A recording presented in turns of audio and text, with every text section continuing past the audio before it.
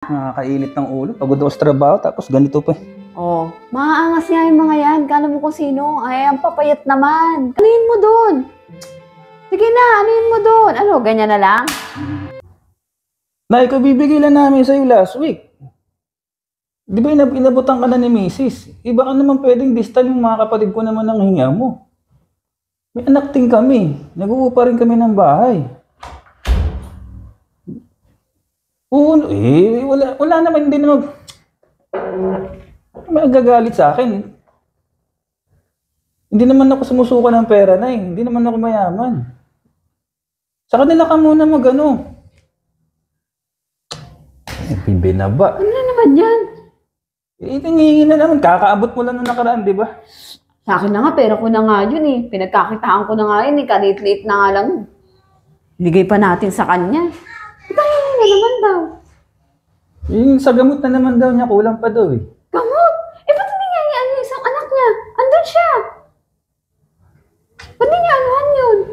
Ano, lagi na lang tayo pagdating sa ganyan? Tsaka yung isa pa. Isa niya pang anak. Oh, yung kapatid mo. Kaya nga yung sinasabi ko, di ba? Naririnig mo. Right, pag ganyan, tanggi-tanggihan mo din. Nakaraan, pumunta tayo doon, dala-dala natin yung bata. Ibibless na yung bata, tatawanan pa. Parang mga, ano yung mga ugali nila. Nakapansin ko nga yan eh. Parang pagdating sa anak natin, walang amor. Pero ako nagbigay ng bigay kung anong mahingi. Tsaka nga pala yung hipag ng adik. Alam mo bang nanghihiram sa akin ng pera yan? Oo, pinahiram mo. Siyempre hindi. Ba't ko papahiram eh? O di hindi ko pinahiram. Alam mo kung anong ginawa? Nag-status. Alam ko naman ako pinariringgan niya eh. O, di ba? Ang kapal ng mukha. Sige, sige. Pag pumunta ako doon sa isang linggo, sige, akong bahala dyan sa mga yan. Di ba? Umaabuso itong mga to eh. Tsaka yung isa mo pang kapatid. O, yung asawa noon. Alam mo, Diyos ko, alam ko pares kaming botangera no, pero mas maganda naman ako sa kanyang botangera. Tsura nun. Pakayabang-yabang, alam mo naman.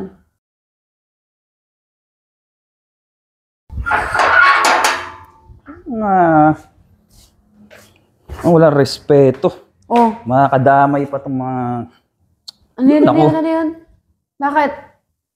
Yung mga tambay dyan. Yung mga anak ng mga ano, yung mga kakilala mo dun. Hindi ko alam kung ano taga sa ginawa? mga bata na yung mga bastos. Muntik na ako madisgrasya. Alam nyo na, padaan ako, may nakamotor ako. Yung bola pumunta ron sa gulong ko mismo, muntik ko sa memplang. Hindi man lang mag-sorry mga O, di ba?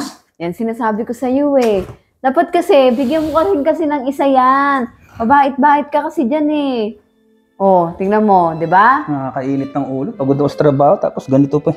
O, maaangas nga yung mga yan. Kala mo kung sino. Ay, ang papayat naman. Kala mo lalakas ng tira, di ba?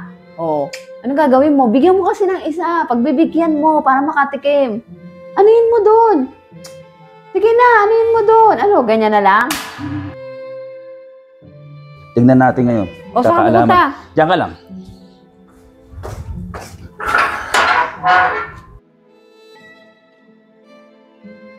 Pasok na. O, di ba? Eh, di nakatikim sila sa'yo. Yan. Bait-bait mo kasi. Bigay-bigay ka pa yosi, bigay-bigay ka pa pang-alak. O, di nakatikim sila sa'yo ngayon, di ba? Papayat lang naman ngayon eh, o, di ba? Ang aangas, kala mo sila yung mga senyores dito eh. O, di yung mga tatay nila, wala ding magawa. Tingin-tingin lang, di ba? O, kala mo kung sinong mga OG dito eh. Sumakit nga yung kamay ko Aangas eh. Tigas na mukha ng isa eh.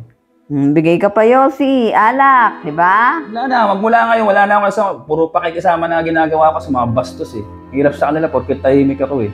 Kaya nga, o, yun sinasabi ko kasi eh. Huwag kang mabait-mabait kuno dyan. Makita mo kung anong gali mo talaga. Ganyan dapat. O, di ba? Di sa sorry-sorry sila. Minura ko nga yung isang asawa dun eh. Wala namang nasagot.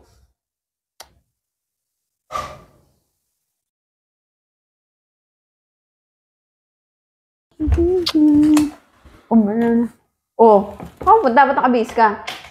Pagawa mo na yung motor. Nakasign ako ngayon sa shop eh. Ha? Sige. Oy, yung mga best friend mo dyan ha. Oo, sus Mario. Babatukan mo pag nakita mo. Hindi na makapalagyan. Kahit Sabi magsama, ko lang sa'yo, sinasabihan kita ha. tawagin pa nila mga lolo nila.